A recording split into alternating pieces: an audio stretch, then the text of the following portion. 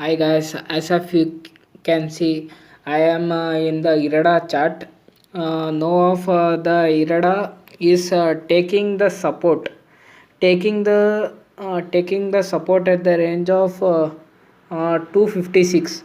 So we want to wait so that look at here. There is some candle that is 4.656%, nearly 4.5% down in the IRADA. So the best buying level that I am looking for, that is um, here 250 is the next support. 250 is the next support. If it is open like this in tomorrow, we can see up to 250. 250, if it breaks 250, it can also